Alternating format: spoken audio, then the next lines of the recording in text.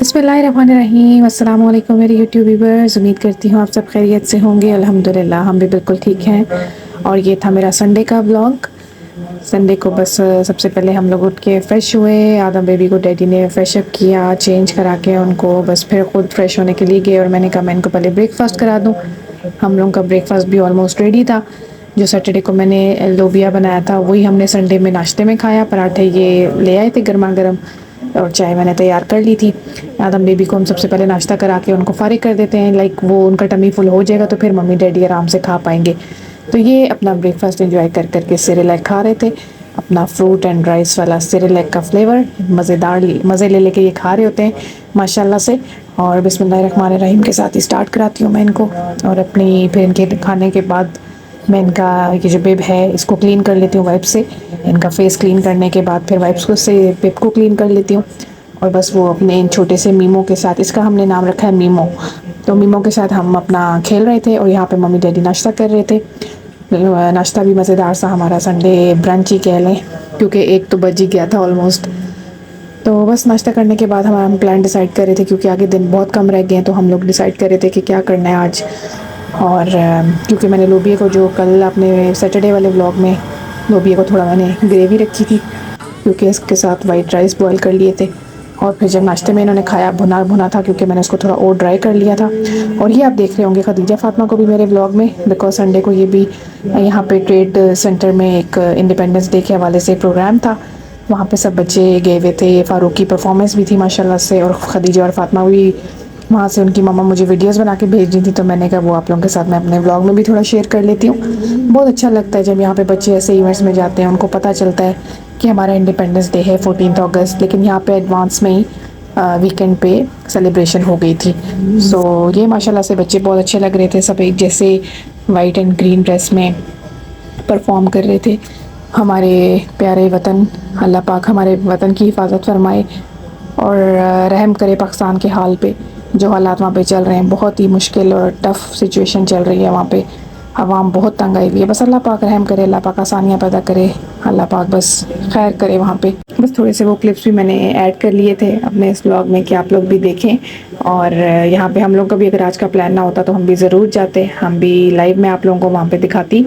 और ये हम as usual as every day Sunday को भी हम लोग निकले थे, चाय सबसे पहले हमने ली और फिर आगे का टूर था हमारा, जहाँ पे आगे जाना था। आज आप लोगों के लिए सरप्राइज़ भी है इस व्लॉग में।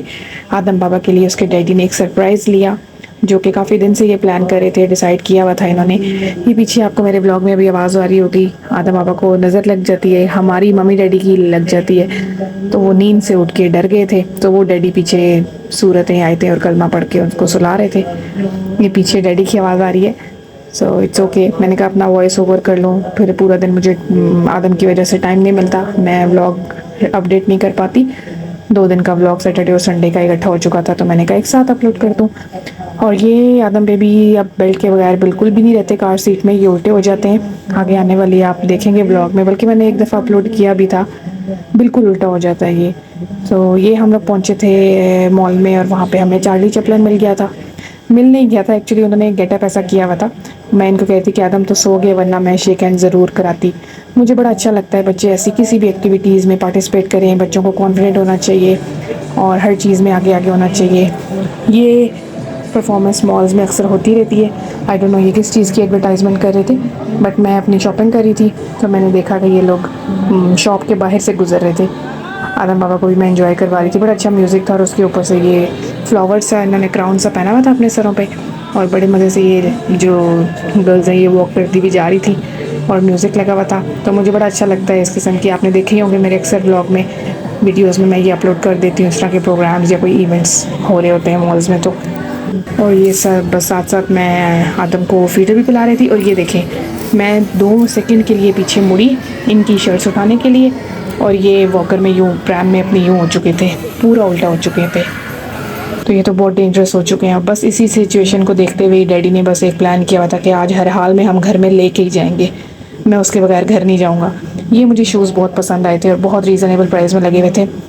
वैसे इनकी ओरिजिनल प्राइस 89 थी, बट आई थिंक सेल में ये 59 के थे।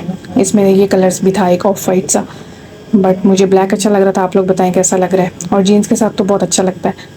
तो मैंने पाकिस्तान के लिए भी और यहाँ पे भी अब ये कह रहे थे कि जीन्स और ये क्लूज ट्राउज़र्स अच्छे लगते हैं, तो बस यही पहना करेंगे। तो यही आप लिया करो, सूट भी करते हैं आप मेरे पे और मैं कंफर्टेबल फील करती हूँ। तो ये मुझे एक और जीन्स पसंद आ गई थी इसी तरह खुले पाइंचों वाली, लेकिन लंबी बहुत थी। तो जब मैंने ट्राई की तो कहते हैं बहुत अच्छी है और 49 दिरहम में मिल रही थी, तो मिस करने वाली तो बिल्कुल ही नहीं थी। तो ये कह रहे थे कि बाहर ऑल्टर भी करके देते हैं, तो यहीं से ऑल्टर करा देंगे, नेक्स्ट वीक आके पिक कर लेंगे। तो ये बस मैं उनको लेंथ दे रही थी, क्या भी ये था शॉप का नाम। और हमेशा की तरह सेल्स गर्ल जो है वो आदम बाबा के साथ बातें कर रही थी, गपशप लगा रही थी और वो उनको इतने मज़े से स्माइली फेस के साथ रिस्पॉन्ड कर रहे थे। और ये बस उन्होंने डिटेल्स ली, नंबर वगैरह लिया और कहा कि 1 वीक बाद आप आके पिक कर लीजिएगा। आई होप कि मुझे वो लेंथ जो कम करेंगी वो ठीक हो और उसका साइज़, उसको अगर वो छोटी करेंगी तो उसकी शेप ख़राब ना हो जाए। मुझे बस ये डर है, बिकॉज जीन्स की पैंट थी बहुत कंफर्टेबल, सॉफ्ट एंड प्यारी सी लग रही थी, लेकिन अब पता नहीं छोटी होकर तो उसकी शेप ही ना चेंज हो जाए। फिर बस भूख बहुत ज़्यादा लग रही थी, हमने सोचा आज ताज़ा ट्राई करते हैं। और आदम बेबी की ड्यूटी बस डैडी संभालते हैं, उनको अच्छे से कैरी कर लेते हैं। मैं वही कह रही थी कि पाकिस्तान में मेरे लिए बड़ा मुश्किल हो जाएगा। और ये भी देखेंगे, इसके ये एक ही दिन का सारा व्लॉग है, लेकिन 3 दफ़ा इसके ड्रेसेस चेंज हो चुके थे। तो आप ये मत समझिएगा कि शायद मैंने मिक्स करके लगा दिया। इनकी शर्ट्स गंदी हो गई थी, गीली हो गई थी, तो दूध से और थूक से, तो मैंने वो फिर शर्ट इसलिए चेंज की। और ये हम लोग, जो मैंने आपको सरप्राइज़ का बताया था, हम लॉन्ग ड्राइव पे जा रहे थे। कहाँ जा रहे थे वो आगे चल के आप देखेंगे, बल्कि अभी आपको नज़र आ जाएगा कि हम लोग कहाँ किस रोड के ट्रिप टूर पे थे। ये आप देखेंगे अबू धाबी। तो हम लोग जा रहे थे अबू धाबी, और वो क्यों जा रहे थे वो आगे चल के आपको पता चलेगा। और जिस मकसद से हम जा रहे थे वहाँ पहुँच के भी उन साहब ने हमारा फ़ोन पिक नहीं किया, सो हम मुशरफ मॉल आ चुके थे। और ये मैंने छोटा सा व्लॉग इसलिए एडिट किया है कि ये रात को सोते में भी उल्टे हो जाते थे अपने बेसनेट में, मोसेस बास्केट में। तो फिर डैडी ने ये सरप्राइज़ आज लेके ही हम लोग घर आए। इनका आया था कॉट बड़ा वाला, जिसमें ये आराम से खुला डुला होके सोएंगे, करवट लेंगे, साइड चेंज करेंगे और डैडी और मम्मी भी रिलैक्स होके सोएंगे। तो ये था सरप्राइज़, जिसको लेने के लिए हम रात के 3 बजे घर वापस आए। फिर हम शाम 4 बजे के घर से निकले हुए थे और रात को 3 बजे हम वापस लौटे। पर अल्हम्दुलिल्लाह हम सेटिस्फाइड थे, हमें कोई थकन नहीं थी, क्योंकि हमारा बेटा सुकून से सो रहा था अपने बिस्तर पे। और हर माँ बाप इसी तरह ही अपने औलाद को सुकून में और खुशी में देख के सुकून में आते हैं। सो ये था मेरा आज का ब्लॉग। आई होप आपको पसंद आया होगा। प्लीज़ सब्सक्राइब कर दिया कीजिए, लाइक करें, व्यू करें। जज़ाकल्लाह खैर, दुआ में याद रखें।